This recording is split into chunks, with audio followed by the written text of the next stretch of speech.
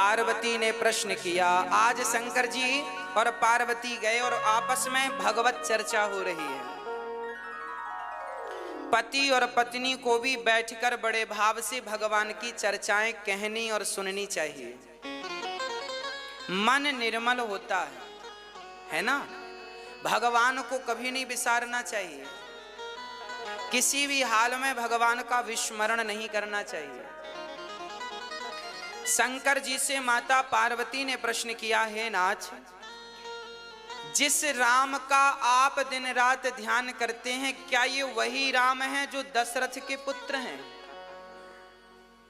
जिन राम का आप दिन रात ध्यान करते हैं, क्या ये वही राम हैं जो सीता के लिए वन वन खोज रहे हैं, सीता सीता कह के रो रहे हैं? क्या ये राम वही राम हैं जो निर्गुण निराकार हैं? क्या ये वही राम हैं जो सगुण साकार हैं? क्या अलग हैं? राम कितने हैं? अच्छा बताओ, राम कितने हैं? एक।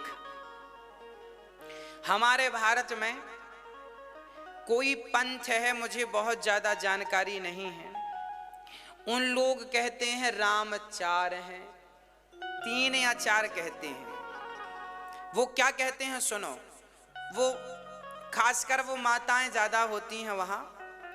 मैया मैया, एक मैया मेरे पास आई, बोले गुरुजी आपको हम ज्ञान देंगी। हमने कहा दो, हमें तो ज्ञान मिले तो लेने में नुकसान क्या। उन्होंने हमें ज्ञान दिया। बोले सुनो, एक राम दशरथ का बेटा,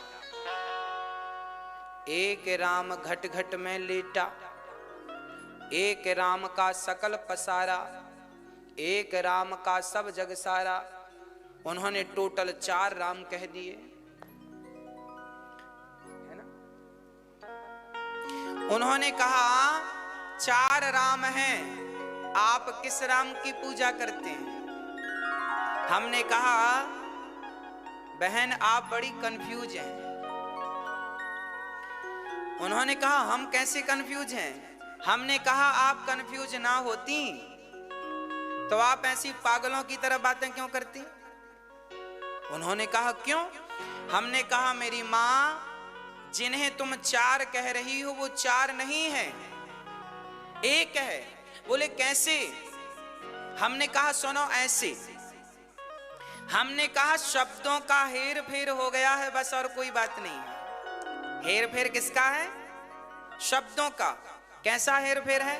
हमने कहा सुनो, आपने कहा एक राम दशरथ का बेटा, एक राम घट घट में लेटा, एक राम का सकल पसारा, एक राम का सब जग सारा। हमने कहा इसे ऐसे मत कहो, इसे ऐसे कहो, वही राम दशरथ का बेटा, वही राम घट घट में लेटा, उसी राम का सकल पसारा, उसी राम का सब जग सारा। अभी इनके हिसाब से 4 हो रहे थे, हमारे हिसाब से कितना हुआ? इनकी गणित कमजोर है, हिसाब किताब करना नहीं आता।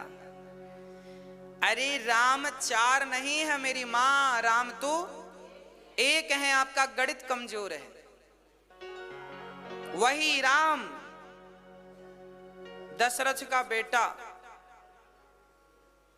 वही राम घट घट में लेटा, वह राम ही निर्गुण निराकार है, वह राम ही सगुण साकार है, वह राम ही नारायण है। फिर प्रश्न खड़ा हुआ कि कैसे? तब शंकर जी ने पार्वती का प्रश्न सुनकर बड़े गदगदवास, देवी आपने तो हमारे ऊपर बड़ा उपकार कर दिया। उपकार किस बात का? बोले इसी बहाने अब हमें कथा सुनाने का मौका मिलेगा। सुनो, प्रणाम करते हैं राम जी। राम को प्रणाम करके शंकर जी कहते हैं मंगल भवन आ मंगलहारी, द्रवं सुदशरथ अजीर बिहारी। करि प्रणाम राम ही त्रिपुरारी, हरसि सुधा सम गिरा उचारी। धन्य धन्य गिरिराज कुमारी, तुम समान नहीं को उपकार। तुम्हारे जैसा मुझ पर उपकार करने वाला को देखिए, जब कोई भगवान की कथा पूछता है भगवान के बारे में, जैसे आपने हमसे भगवान के बारे में पूछा तो आपने अपना उपकार तो किया, पर हमसे भगवान के बारे में पूछकर आपने हमारा भी उपकार कर दिया। ये बड़ी बात है। जब श्रोता, जब आप लोग कथा करवाते हैं ना, तो आप पर तो उपकार ठाकुर जी करते ही हैं, आपके माध्यम से हम पर भी उपकार ये होता है। अब देखो, हमसे राम कथा आती नहीं है, हमारी मैया जी ने बोला गुरुजी, हमने कहा मैया जी भागवत सुन लो, बोले नहीं हमें तो राम कथा ही सुननी है। हमने कहा आती नहीं है, उन्होंने कहा जैसी आए आप सुनाना, पर हमें राम कथा सुननी है।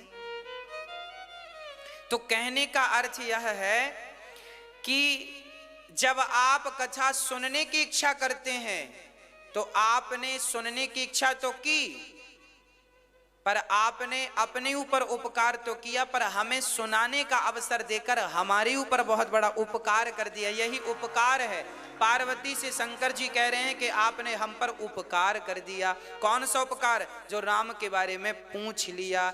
और सबसे बड़ा उपकार, ये जो लोग राम जी की कथा सुन रहे हैं और आनंदित हो रहे हैं, ये उपकार, इन पर भी आपने उपकार कर दिया। तो कथा कराने वाला जब एक बार कथा कराता है तो वो करोड़ों लोगों पर जो जो कथा सुनते हैं उन पर वह उपकार करता है। इनके माध्यम से सब कथा सुन रहे हैं, ये उपकार है ना। इसलिए जीवन में जरूर भगवान की कथाएं सुननी और सुनवानी चाहिए। इसी बहाने हम 7-9 दिन राम कथा, 9 दिन भागवत जी, 7 दिन भगवान में डूब करके कथा सुनते और सुनाते हैं। शंकर जी ने कहा सुनो, अब आपने प्रश्न किया है तो सुनो। शंकर जी ने कहा सगुण ही अगुण ही नहीं कछु भेदा, गावहि मुनि पुराण बुध वेदा। सगुण और निर्गुण में कोई भेद नहीं है। अच्छा, आप सगुण को मानते हैं कि निर्गुण को? हाँ, सगुण साकार, सगुण मतलब साकार, निर्गुण मतलब निराकार। आप किसको मानते हैं, किसकी पूजा करते हैं? हम दोनों का ही सम्मान करते हैं।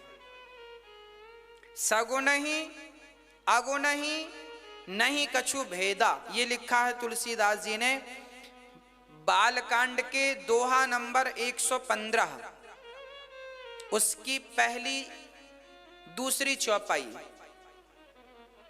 गोस्वामी जी सगुण ही अगुण ही, सगुण ही अगुण ही नहीं कछु भेदा, गावहि मुनि पुराण बुध वेदा।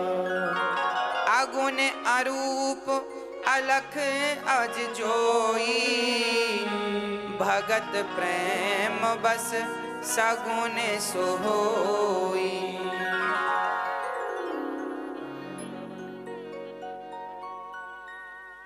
सगुण ही अगुण ही, कितनी बढ़िया बात है।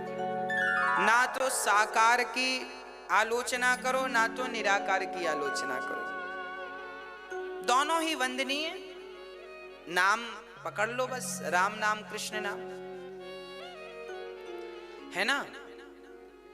देखिए पानी निराकार है, भगवान का एक नाम है नीराकार। नीर मतलब पानी, भगवान नीराकार है। भगवान किसके आकार हैं?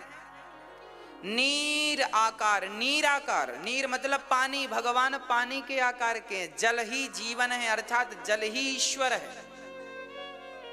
नीराकार परमात्मा गिलासवर पानी में भी विद्यमान है। पानी ना हो तो हम मर जाएं, हाँ या ना। तो पानी ही तो प्राणदायक है, तो पानी ही तो प्राण है। पानी ना हो तो खत्म।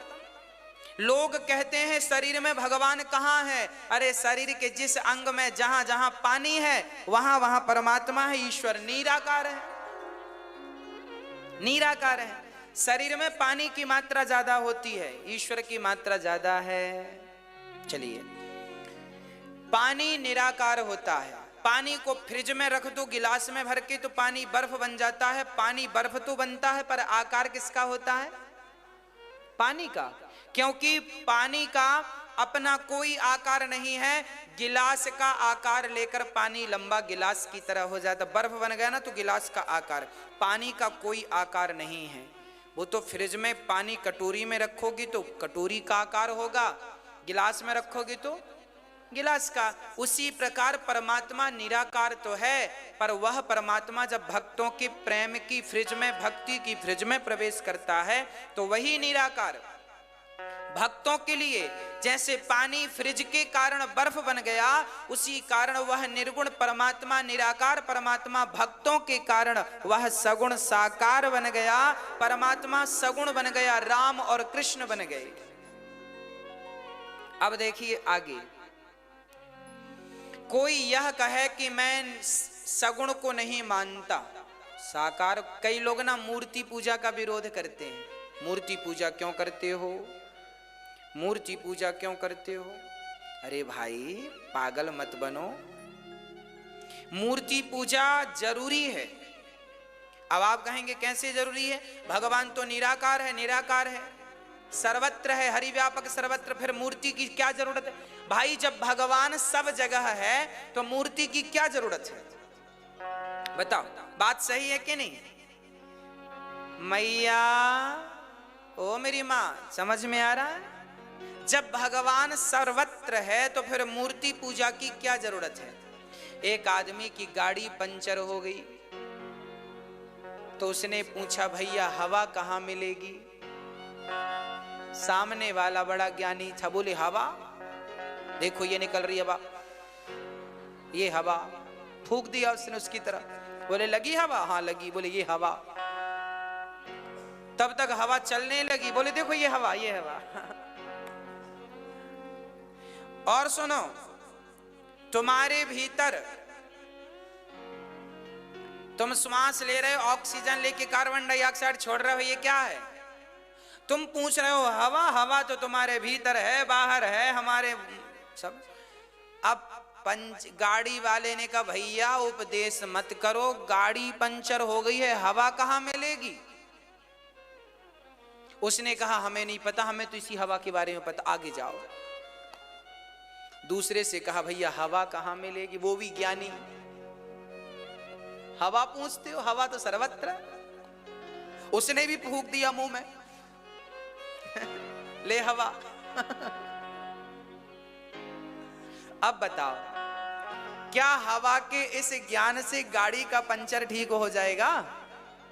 भाई हवा तो सर्वत्र है, सबको बोध है, ज्ञान है।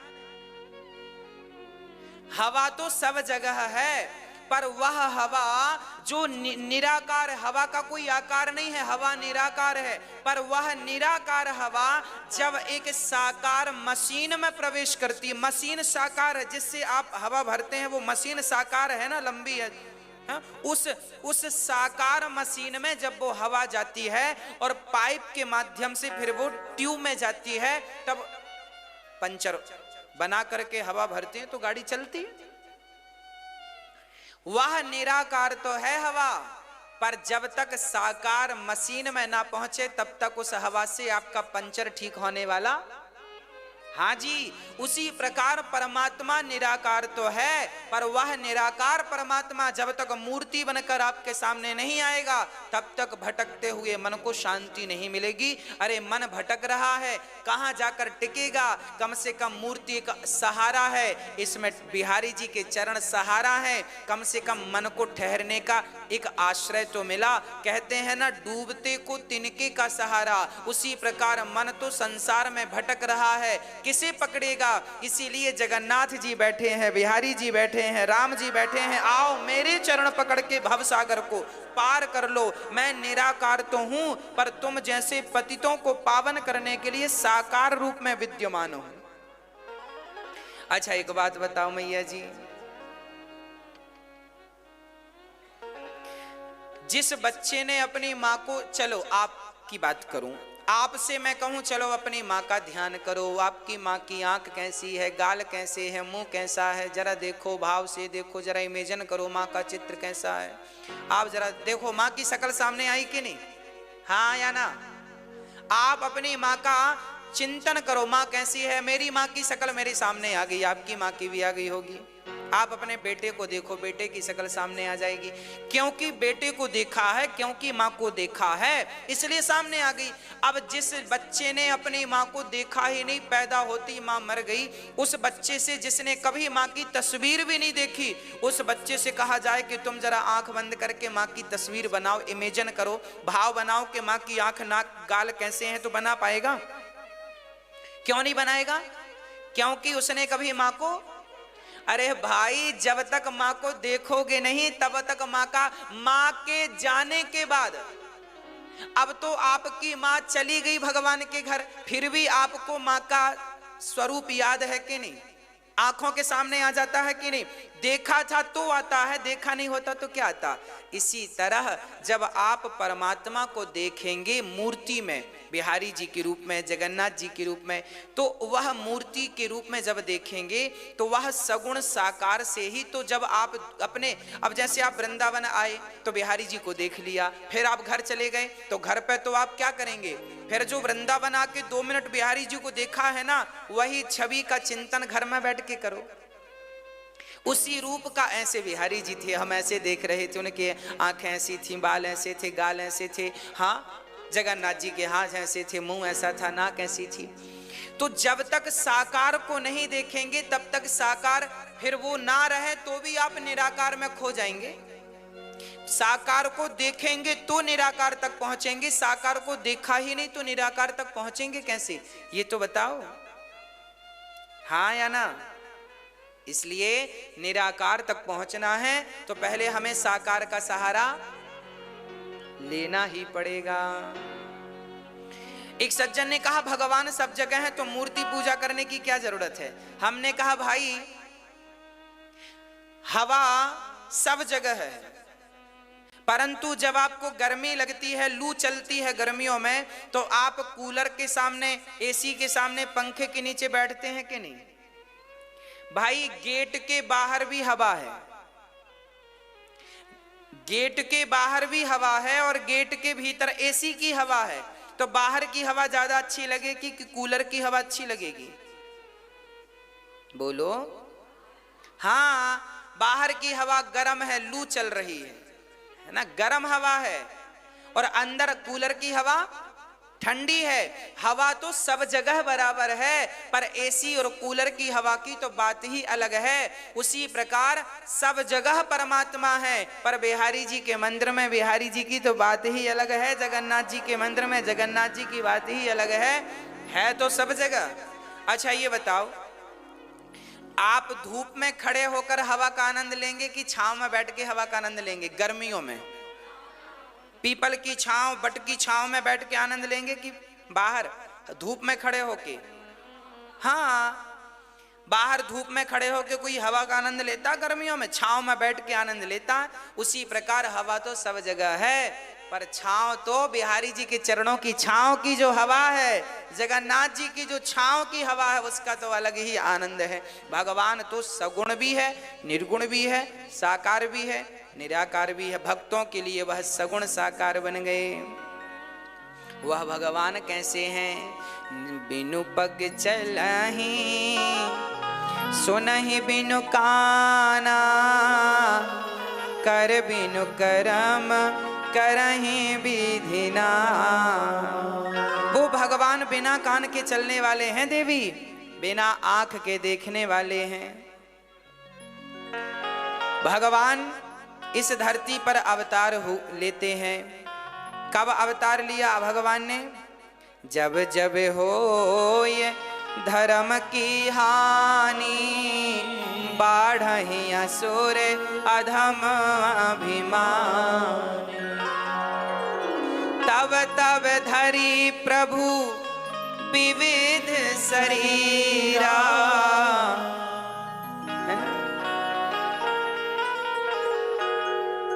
हरहि कृपा निधि साजन पीरा। जब जब इस धरती पर परित्राणाय साधूनां विनाशाय च दुष्कृतां धर्म संस्थापनार्थाय संभवामि युगे युगे। क्या हुआ? भगवान बिना कान के सुनते हैं। ये राम जो है ना, यह भगवान नारायण ही राम है। ये बिना कान के सुनने की ताकत रखते हैं। अच्छा, बिना कान के कोई सुनता है? भगवान ने कब सुनी बिना कान के? बताओ, आप बताओ, कहां सुने, कब सुने? हमने बहुत पहले कक्षा में आपको एक बार इसकी बात बताई थी, इस चौपाई कर। बताओ, भगवान बिना कान के कहां सुने? द्रौपदी की बात। कहां जा छिपे हो प्यारे कन्हैया, यहाँ लाज मेरी लुटी जा रही है। कहाँ जा छिपे हो। जब द्रौपदी ने भरी सभा में पुकारा, गोविंद कहाँ हो, प्रभु बचाओ। जब द्रौपदी की साड़ी खिंची तब भगवान द्वारिका में थे। द्वारिका बहुत दूर थी हस्तिनापुर से। फोन का भी जमाना नहीं था, पर भगवान बिनु पग चलहि सुनहि बिनु काना। बिना पांव के चलते हैं, बिना कान के सुन लेते हैं। इसलिए आपसे प्रार्थना है, भगवान ये मत कहा करो कि हमारी बात कोई सुन नहीं रहा है। भगवान सब सुनते हैं। कमरे में आप जो बातें करते हो ना, वो भी भगवान सुनते हैं। शंकर जी कहते हैं, देवी सुनो, भगवान राम ने अवतार, अब पार्वती ने कहा कि फिर वो भगवान निर्गुण निराकार को राम बन के आने की क्या जरूरत पड़ी? वो भगवान राम क्यों बन के आए?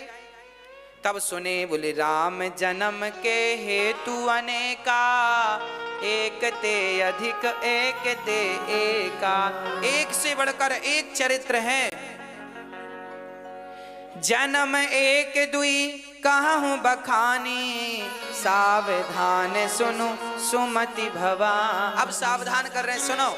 अब मैं कथा सुना रहा हूँ। द्वारपाल हरि के प्रिय दो, जय और विजय जान सबको। विप्र श्राप ते दूनों भाई, तामस असुर देह तीन पाई। विजयी समर वीर विख्याता, धरि बरा है बपू एक निपाता। सुनो, एक बार संत लोग भगवान नारायण का दर्शन करने गए सनकादि।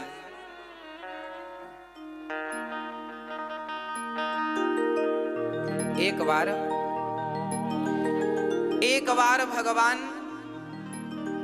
जय और विजय सनकादि, जय विजय भगवान नारायण के पार्षद थे, द्वारपाल। एक दिन सनकादि गए तो द्वारपालों ने रोक दिया, अंदर मत जाइएगा। जब अंदर जाने से रोका तो सनकादियों ने श्राप दे दिया, ब्राह्मणों को भगवान का दर्शन करने से रोक रहे हो, जाओ राक्षस हो जाओ, 3 जन्मों तक राक्षस बनोगे। तब भगवान नारायण प्रकट हो गए, प्रभु क्या हुआ? देखो आपका द्वारपाल हमें रोक रहा है। अच्छा, मालिक से ज्यादा ना उसका द्वारपाल एटीट्यूड में रहता है। ये आज की बात नहीं है, पहले की बातें हैं। ज्यादा एटीट्यूड में। प्रधानमंत्री के ड्राइवर को कोई देख ले, प्रधानमंत्री जी इतने अहंकार में नहीं है जितना उनसे जा, मैं तो प्रधानमंत्री का ड्राइवर हूं। ऐसी भगवान नारायण की ये जय और विजय, ये बिल्कुल किसी को जाने ही नहीं देते थे भगवान से मिलने। तब संतों ने श्राप दे दिया, जाओ 3 जन्म तक राक्षस बनोगे। दुष्टो, भगवान से मिलने के लिए रोकते हो, जाओ। भगवान प्रकट हो गए। क्या हुआ? जब बाहर झगड़ा सुना तो भगवान आ गए भीतर से। सनकादियों ने कहा, महाराज आपका दर्शन करने से ये रोक रहे थे, हमने श्राप दे। जय विजय रोने लगे, हे भगवान आपसे दूर होना पड़ेगा, श्राप मिल गया। भगवान बोले, चिंता ना करो, यदि हमारे कारण तुम्हें श्राप मिला है, भाई तुम द्वारपाल तो हमारे ही हो, तो जाओ तुम 3 बार अवतार लोगे, हम 4 बार अवतार लेंगे तुम्हें मारने के लिए, तुम्हें सदगति दिलाने के लिए। वही जय और विजय एक जन्म में हिरण्याक्ष हिरण्यकश्यपु बने, दूसरे जन्म में रावण कुंभकर्ण बने, तीसरे जन्म में शिशुपाल दंतवक्र बने।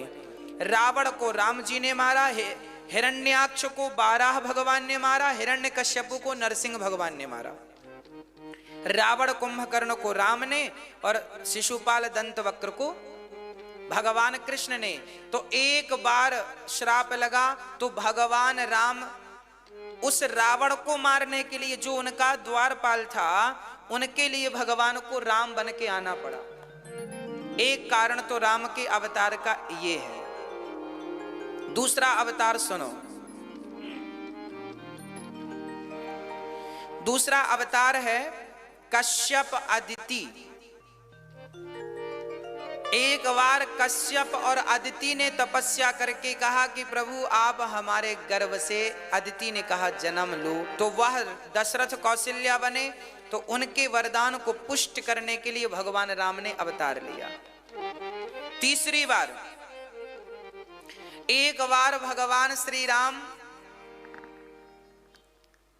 इसलिए धरती पर आए क्योंकि एक जालंधर नाम का राक्षस था।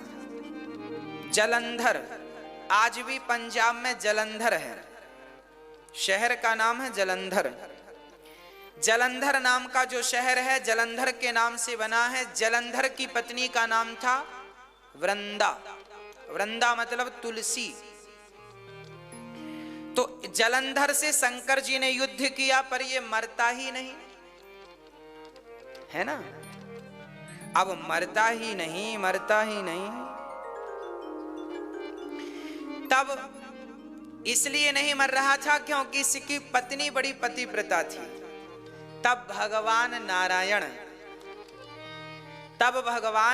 नारायण जलंधर का रूप बना करके और वृंदा के पास गए। वृंदा का वो दिया लेकर खड़ी थी, दिया बुझे तो पति मरे पर दिया बुझता ही नहीं, उसके पातिव्रत धर्म से वो जल रहा था। तो जलंधर आ गए, भगवान जलंधर बनकर आ गए। वृंदा को लगा मेरे पति आ गए हैं, तो दिया उन्होंने रख दिया, दिया बुझ गया। शंकर जी ने जलंधर को मार दिया। जलंधर मरा तो सती परेशान होने लगी, प्रभु आप तो पतिव्रता नारियों का पातिव्रत बचाते हैं, आपने तो मेरा लूट लिया। तब भगवान ने कहा देवी मजबूरी थी, आपकी शक्ति का वह दुरुपयोग कर रहा था। जब कोई व्यक्ति शक्ति का दुरुपयोग करता है तब मुझे आना पड़ता है, छल से ही सही, पर मुझे धर्म की स्थापना करनी पड़ती है। अब मैं क्या करूं? वृंदा ने कहा आप मेरे पति बनकर आए हो, सो मेरे पति बन के रहो, कहीं मत जाओ, और मेरे पति को आप अपने हाथ से मारकर उसको गति प्रदान करो। तब भगवान नारायण ने कहा इस जन्म में तो मर गया, अगले जन्म में अब ये रावण बनेगा, फिर मैं राम बन के इसको मारूंगा, तुम्हारा वचन पूरा करूंगा। और सुनो, अब तुम तुलसी बन जाओ, हम शालिग्राम बन जाते हैं, और तुम कहती हो साथ में रहो तो हम तुम साथ में रहा करेंगे। जहां शालिग्राम वहां तुलसी। तो एक कथा ये है कि इसके कारण, जलंधर के कारण भगवान को एक बार राम बनकर, ये राम जन्म के हेतु है, राम जन्म के हेतु अनेका। राम धरती पर क्यों आए, किस कारण अवतार लिया, उसके कारण बता रहे हैं शंकर जी पार्वती से। सुनो, एक बार की बात है, नारद श्राप, है ना,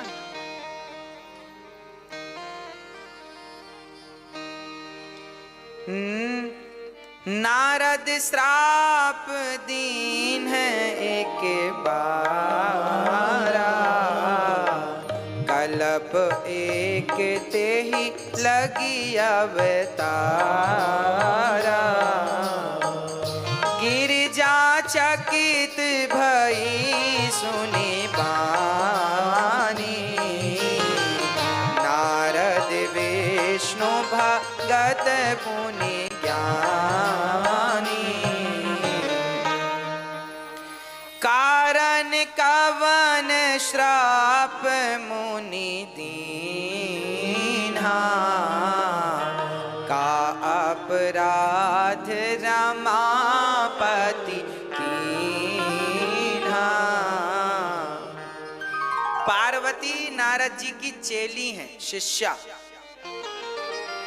शंकर जी ने कहा, सुनो पार्वती, एक बार तुम्हारे गुरु जी ने भगवान को श्राप दे दिया था, जिसके कारण भगवान को धरती पर आना पड़ा।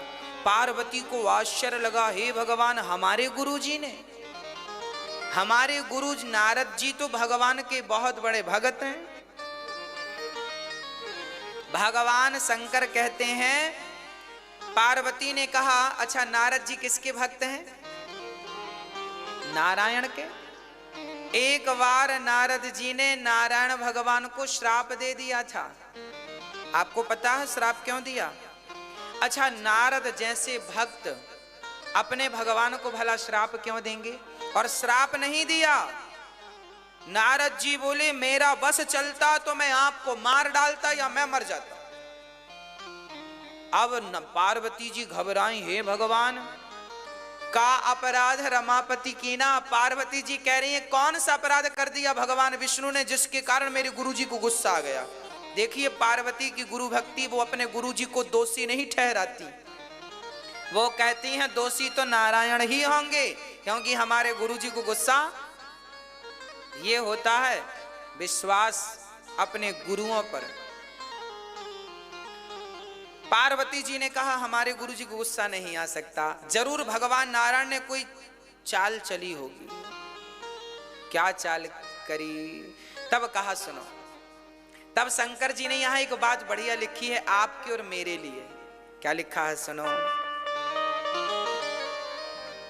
शंकर जी कहते हैं, बोले बेहसी महेश तब, ज्ञानी मूढ़ न कोय, जेहि जस रघुपति करहि, सो तस तेहि छन होय। ये बात आपको याद रखनी है। ये रामचरितमानस के बालकांड का दोहा नंबर 124 है, 124। इस दोहे को याद करिएगा, ये आपके काम का है। क्या लिखा है? सुनो। शंकर जी कहते हैं, पार्वती सुनो। बोले बेहसी महेश तब, ज्ञानी मूढ़ न कोई। ना कोई ज्ञानी है और ना कोई मूर्ख है। बोले भगवान जिसको जैसा जब बनाना चाहते हैं वो वैसा तब बन जाता है। भगवान मुझे ज्ञानी बनाएंगे तो मैं ज्ञानी बन जाऊंगा, और मूर्ख बनाएंगे तो अभी मेरी जबान फिसल जाएगी, कुछ का कुछ मुंह से निकल जाएगा और लो आलोचनाएं चालू हो जाएंगी।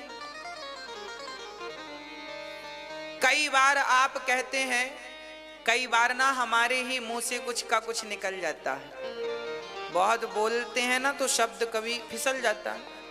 उस बात को लेके लोग फिर कहते, महाराज जी आपने ऐसा बोल दिया, आपने ऐसा। अरे भाई, वो हमने नहीं बोला, वो तो भगवान जिसको जिस क्षण जैसा करते हैं, जैसा बुलवाते हैं, बोलते जाते हैं। शंख कोई अपने मर्जी से थोड़ी बजता है, बजाने वाला बजाए तो शंख बजे। हम तो शंख हैं, भगवान बजाएंगे तो बजेंगे, नहीं बजाएंगे तो धरे रहेंगे। हम तो शंख हैं। तो हम अपनी मर्जी से ये ना कहें कि हम ज्ञानी हैं। भगवान कृपा करेंगे तो ज्ञानी बन जाओगे, कृपा नहीं करेंगे तो मूर्ख के मूर्ख हैं। इसलिए चोर यदि चोरी करता है तो भगवान ने उसकी मति ऐसी बना दी जिसके कारण चोरी करता करता करता कभी पकड़ा जाएगा, फिर जेल की सलाखों के पीछे जाएगा। यही इसके पाप का फल है। इसलिए भगवान की शरण में रहो हे नाथ। जैसे ही बुद्धि आप बना, कई लोग कहते हैं हमारे व्यापार में बड़ा फायदा हुआ, सफल व्यापार रहा। इसका अर्थ है कि भगवान बुद्धि देते गए, काम होता गया। ज्ञानी मूढ़ न कोई, भगवान से प्रार्थना करो कि प्रभु आप अच्छी बुद्धि देना, सद्बुद्धि देना, तो सब बढ़िया है। नहीं तो भगवान कभी चाबी यहां घुमाते हैं तो कभी चाबी यहां घुमा देते हैं। हाँ जी। अच्छा, नारद जी, एक बार क्या हुआ, नारद जी भ्रमण कर रहे थे, बड़े प्रेम से भ्रमण कर रहे थे। तभी नारद जी को हिमालय के तट पर गंगा के किनारे एक बढ़िया सा स्थान दिखा। नारद जी बोले यहां बैठ के भगवान का भजन करें। तो नारद जी वहां बैठ के भगवान का चिंतन करने लगे। जब नारद जी चिंतन में डूबे तो परिणाम यह हुआ कि इंद्र घबरा गए। इंद्र को लगा कहीं नारद जी तपस्या करके हमारा इंद्रासन छीन ना ले। अच्छा, इंद्र जो है ना, बड़े डरे हुए व्यक्ति हैं। आप ज्यादा कथा सुनने लग जाओ तो आपसे ही डर जाएंगे इंद्र, हमारा आसन ना छीन ले ज्यादा तपस्या करके, है ना। इसलिए गोस्वामी जी यहां लिख रहे हैं, सूख हाड़ ले भाग सठ स्वान निरख मृगराज, छीन ले ये जन जान जड़ तिमिशोर पतही न लाज। एक कुत्ता हड्डी मुंह में दबा के भाग रहा था। मैया जी नींद आ रही है ना। एक कुत्ता था, वो कुत्ता हड्डी मुंह में दबा के भागा। किसको देखकर भागा? शेर को। शेर सामने आया तो कुत्ता दुम दबा के भागा, मुंह में हड्डी। किसी ने कुत्ते से पूछा क्यों भाग रहा है? कुत्ता बोला शेर मेरी हड्डी ना छीन ले इसलिए भाग रहा हूं। अब बताओ, कोई शेर कुत्ते की हड्डी छीनता है? पर कुत्ते को डर है कि भाग ना जाए लेकर। उसी प्रकार इंद्र को देखिए, इंद्र की उपमा कुत्ते से दी गई है। जैसे कुत्ता भागता है शेर को देख करके हड्डी ना ले जाए, उसी प्रकार इंद्र डर गए कि नारद जी मेरा सिंहासन ना ले जाए। सूख हाड़ ले भाग सट स्वान निरख मृगराज। अब यहां ये देखिएगा कि कुत्ता हड्डी चबाता है ना, उसे लगता है कि इस हड्डी से रस निकल रहा, उसका चबाते चबाते मसूड़े छिल जाते हैं तो उसे कुत्ते को लगता है इससे खून निकल रहा। खून लगता है उसमें, वो चाट लेता, उसे लगता है इससे निकल रहा।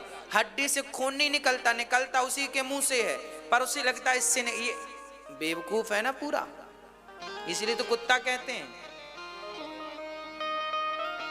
है ना। उसी तरह हालत हमारी है। हम लोगों को भी लगता है संसार में बड़ा सुख है, बड़ा सुख है, भोगों में बड़ा सुख है। अरे भैया, एक शराबी बोला महाराज जी शराब में बड़ा सुख है। हमने कहा कब से पी रहे हो? बोले 40 वर्ष हो गए। हमने कहा भैया इन 40 वर्षों में 40 साल पहले आपके शरीर में जितनी ताकत थी क्या अब बची? बोले नहीं। हमने कहा 40 सालों में आपके अंदर जितनी ताकत थी शराब ने आपकी सारी ताकत छीन ली कि नहीं? और शराब में जितनी ताकत 40 साल पहले थी उसमें ताकत उतनी आज भी है।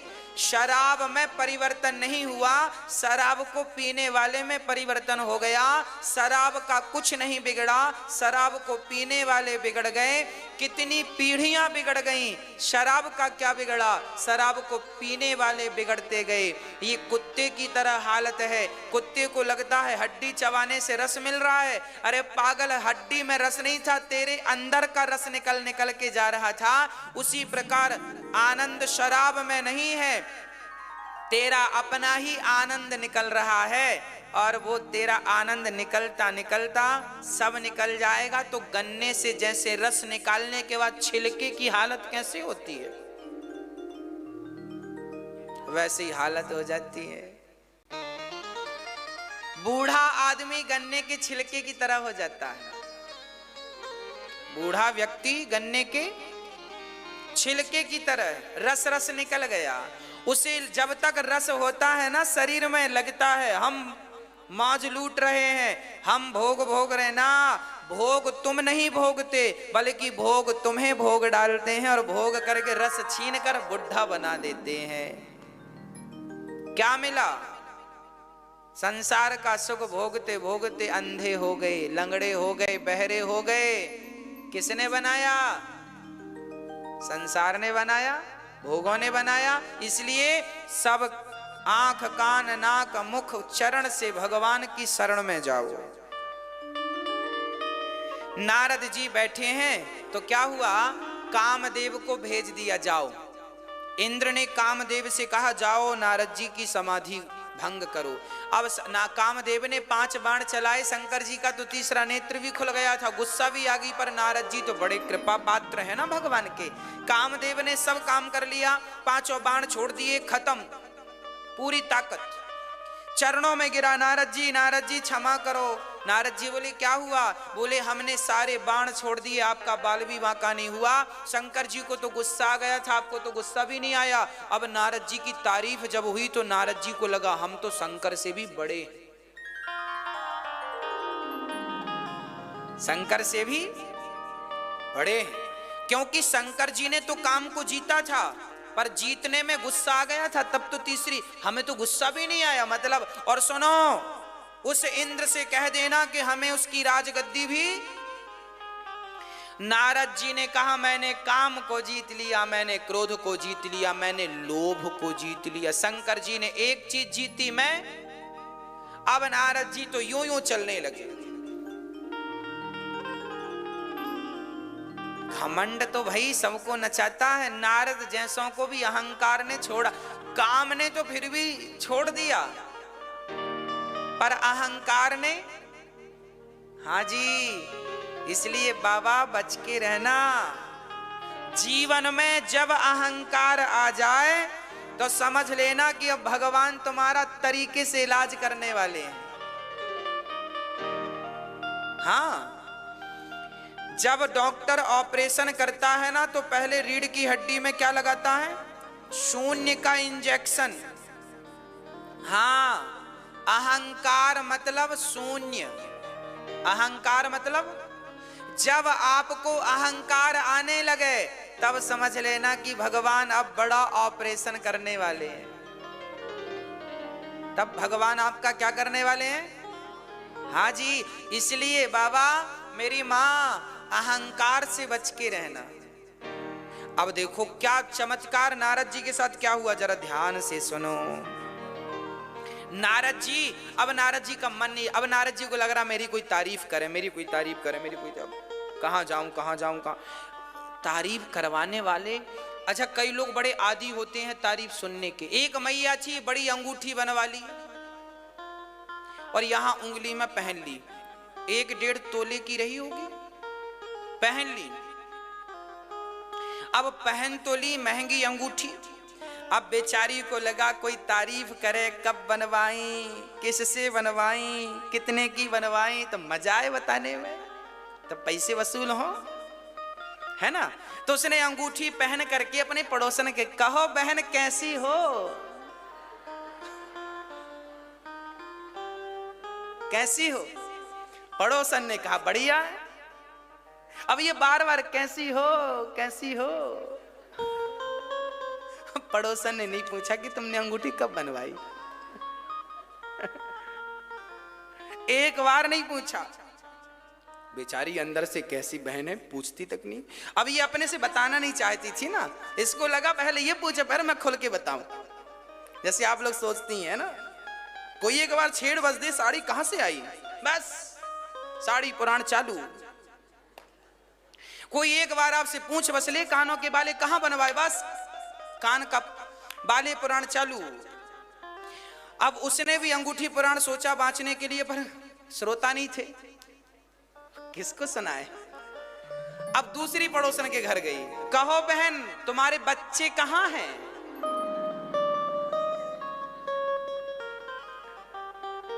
उसने भी कहा घर पे है। अरे हमारा बच्चा आया क्या यहां। उसने कहा नहीं आया। अब ये बार बार, सुनो ये तुम्हारे बेटे के यहां नाक में क्या है। बार बार वो उंगली आगे करती है, बस ये चाहती है कोई पूछ ले। पर विडंबना ये थी किसी ने नहीं पूछा। परेशान होके घर में गई तो घर में उसने आंगन में आग लगा दी। आग लगाई तो गांव वालों को बुलाई, सुनो गांव वालों आओ पानी डालो। एक से वहां क्या पानी डालता, यहां डाल, यहां उंगली दिखा दिखा यहां पानी डाल यहां, ताकि कोई पूछे। पर क्या बताएं, पूछा तो किसी ने नहीं। तब हवा चल गई, और हवा चली तो पूरा घर जलने लगा।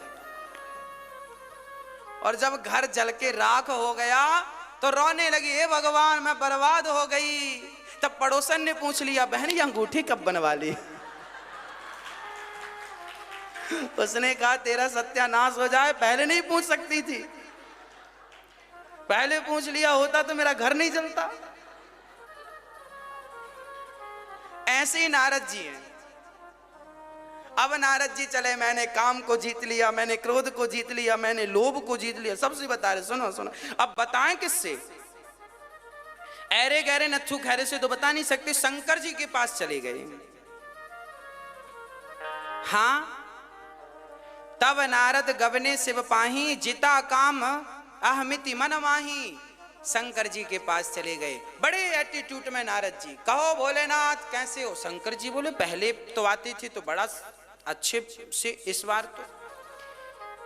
तब पूरी शंकर जी से काम कथा सुना दी। जब जब आते थे तो राम कथा सुनाते थे, इस बार राम कथा नहीं थी, इस बार तो काम कथा थी। काम कथा सुनो, हम समाधि लगा के बैठे थे, कामदेव आया, हमने यूं पराजित कर दिया, चुटकियों में हरा दिया उससे। और सुनो आपको तो गुस्सा भी आया था, पर अपने राम को गुस्सा, और हमने तो इंद्र का सिंहासन भी नहीं चाहा, फक्कड़ आदमी क्या जरूरत है।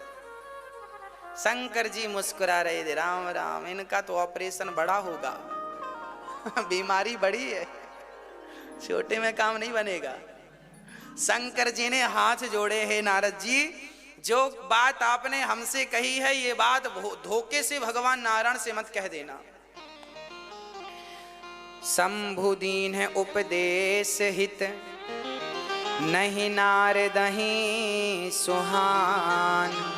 भरद्वाज कौतुक सुनहु, हरि इच्छा बलवान।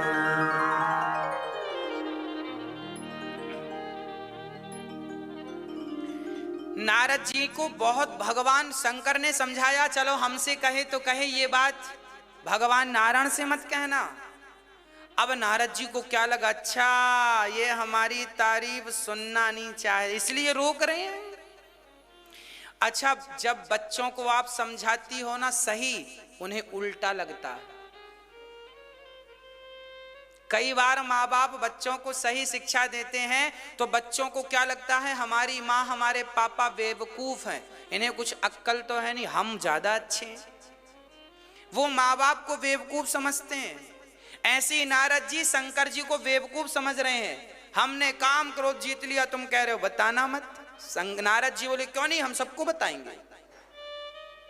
मतलब जिस काम को शंकर जी ने मना, अच्छा शंकर जी ने मना किया था, नारद जी मान गए होते ना तो इनका ये अभी मैं आगे बताऊंगा क्या गति हुई इनकी, वो बच जाती यदि शंकर जी की बात मान लेते। इसलिए अपने से बड़ों की आज्ञा मान लेनी चाहिए, अपने आप को ज्यादा होशियार नहीं समझना चाहिए। एक बार बड़ों की बात पर विचार कर लेने से नुकसान नहीं होता, एक बार विचार कर लो, ठहर के विचार कर लो। कह रहे हैं सही कह रहे होंगे, पर हमें तो अपनी अपनी दिखती है। विचार जरूरी है। अब नारद जी उनका मन नहीं लग रहा, उनको लगा जब तक मैं भगवान नारायण से नहीं कह दूंगा कि मैंने काम को जीत लिया। अब नारद जी को क्या लगा, मैं तो खुद भगवान बन गया हूं, काम क्रोध लोभ को जीत लिया, अब मुझे भगवान के पास जाने की जरूरत नहीं, अब तो भगवान खुद चल के मेरे पास आए, मेरा स्वागत करें, मेरी रैलियां निकालें, नारद जी जिंदाबाद के नारे लगे।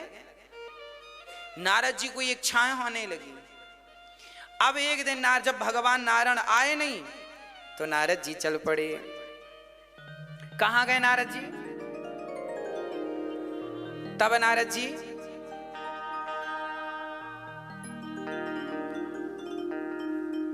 है ना, तब नारद जी कहां गए जरा सुनिएगा। अब नारद जी के साथ क्या होगा, कैसे इनका ऑपरेशन होगा, बहुत ध्यान से सुनिएगा। भगवान ने कैसा ऑपरेशन थिएटर तैयार किया सुनिएगा, है ना।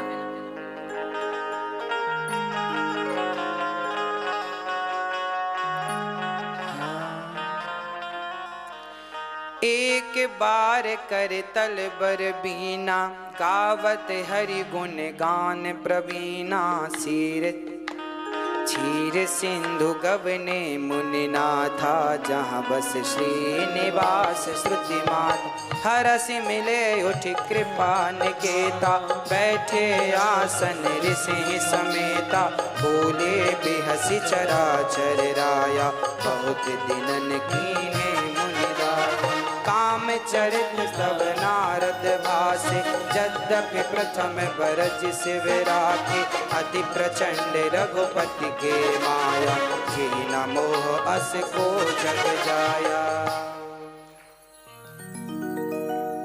हाँ, नारद जी वीणा बजाते हुए श्रीमन नारायण नारायण गाते हुए नारद जी चले। एक बार कर तल बर बीना, गावत हरि गुण गान प्रवीणा, क्षीर सिंधु गवने मुनिनाथा, जहाँ बस श्रीनिवास श्रुति माथा। एक बार नारद जी भगवान नारायण के पास कीर्तन करते हुए पहुंचे। कौन सा कीर्तन? अपना काम कीर्तन, मैंने काम को जीत लिया, मैंने क्रोध को जीत लिया। पहले कीर्तन करते थे श्रीमन नारायण नारायण, अब नारायण का कीर्तन। अब सोचे हम तो खुद भगवान हैं, हम तो खुद भगवान हैं। उन्होंने अपना काम कीर्तन चालू कर दिया और नारद जी गए। जब वहां पहुंचे तो भगवान नारायण भी कम कौतुकी थोड़ी हैं, हमेशा भगवान लेटे रहा करते थे। अब की बार नारद जी आए तो भगवान खड़े हो गए और क्या कहते हैं, बहुत दिनन कीन्हे मुनि दाया। हे नारद जी, आपने बहुत दिनों के बाद हम पर दया की। अब नारद जी समझ गए, अच्छा लगता है इनको भी पता चल गया है, तब हमारा सम्मान हो रहा है। और भगवान ने कभी अपनी बराबरी से नहीं बिठाया, अब की बार नारद जी को यहां बिठाया पास में, बैठो यहां। अब नारद जी समझ गए ये सिंहासन अब अपने को ही मिलने वाली है। नारद जी धीरे धीरे खिसकने लगे आसन में। बिठाया ही था कि पांव पसारना चाह रहे थे। अति प्रचंड रघुपति की माया, मम माया दुरतया। भगवान की माया सब नहीं जान सकते। भगवान ने कहा बहुत दिनों बाद आए। नारद जी समझ गए कि भगवान को पता चल गया मेरे बारे में। न पूरी कथा, प्रभु मैंने काम को जीत लिया, क्रोध को जीत लिया, सब जीत लिया मैंने, और बाद में धीरे से कह दिया आपकी कृपा से। अहंकारी लोग ऐसी बातें करते हैं। पहले पूरा महाराज जी ये सब हमारा है, सब हमने किया। बाद में जब कुछ समझ में, अच्छा अरे भगवान की कृपा से,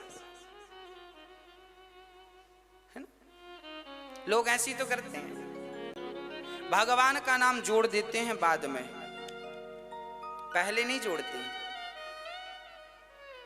भगवान का नाम जुड़ जाता तो ये अहंकार ही ना आता कि ये मेरा है। आप जो अपने घर के, मकान के, दुकान के, परिवार के, पुत्र के, पुत्री के ये जो मालिक बने बैठे हो ना, यही गलत बात है।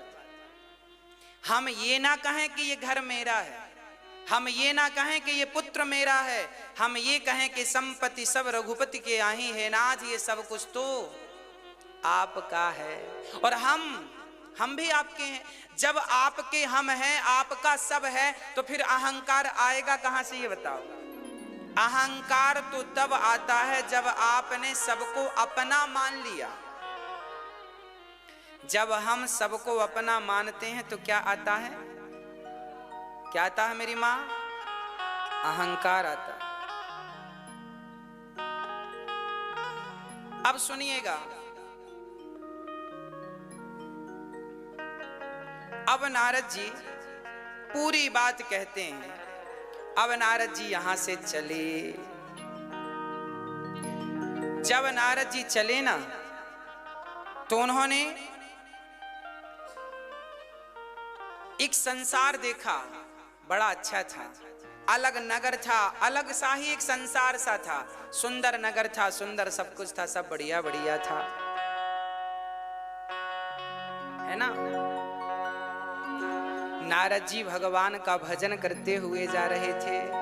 नारद जी जैसे लोग संसार में भगवान की माया में उलझ गए, तो हम और आप यदि उलझे हैं तो इसमें कोई आश्चर्य नहीं। हाँ, इस उलझन में भी भगवान का नाम ना छोड़ना। हाँ, संसार के लोगों से आशा न किया करना, जब कोई ना हो अपना, सिया राम कहा करना। संसार के लोगों से आशा न किया करना, जब कोई ना हो अपना, सिया राम कहा करना। संसार के लोगों से आशा न किया करना, जब कोई ना हो अपना, सिया राम कहा करना।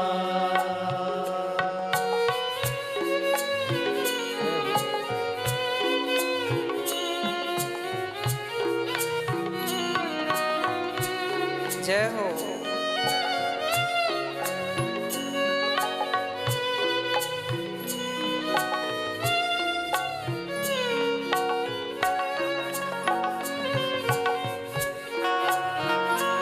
जीवन के समुंदर में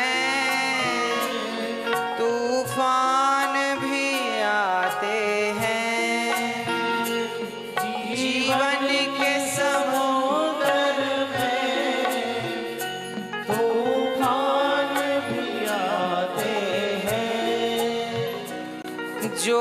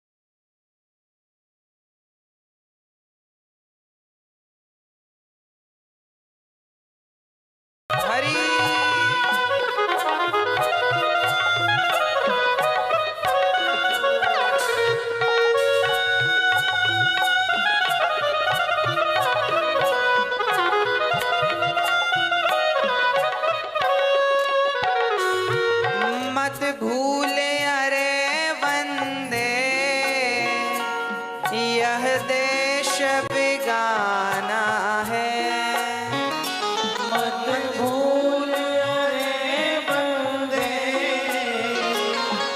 यह देश बेगाना है। इस दुनिया में आके वापिस भी जाना है, इस दुनिया में आके वापिस भी जाना है। माया के चक्कर से, माया के चक्कर से दिन रात बचा करना, माया के चक्कर से दिन रात बचा करना, संसार के लोगों से आशा न किया करना।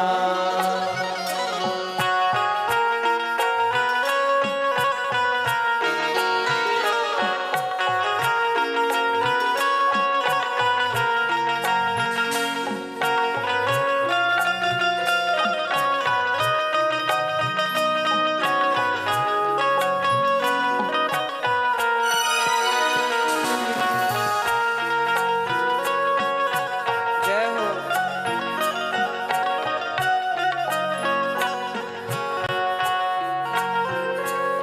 दावा न जमा लेना, यह देश बेगाना है, दावा न जमा लेना, यह देश बेगाना है। मानव का ये चोला फिर से नहीं पाना है, मानव का यह चोला फिर से नहीं पाना है। यह कीमती अवसर है, यह कीमती अवसर है, यूं ही न गवा देना, यह कीमती अवसर है, यूं ही न गवा देना। संसार के लोगों से आशा न किया करना, जब कोई न हो अपना, सिया राम कहा करना। मत भूल अरे बंदे, यह देश बेगाना है, इस दुनिया में आके वापिस भी जाना है, माया के चक्कर से दिन रात बचा करना, जब कोई ना हो अपना, सिया राम कहा करना। जब कोई ना हो तो किसका सहारा? अरे हम तो कहते हैं कोई ना हो इसका इंतजार ही क्यों करो, सब कोई है तब से ही भगवान के आश्रित रहो ना, आश्रय रहो ना, है ना।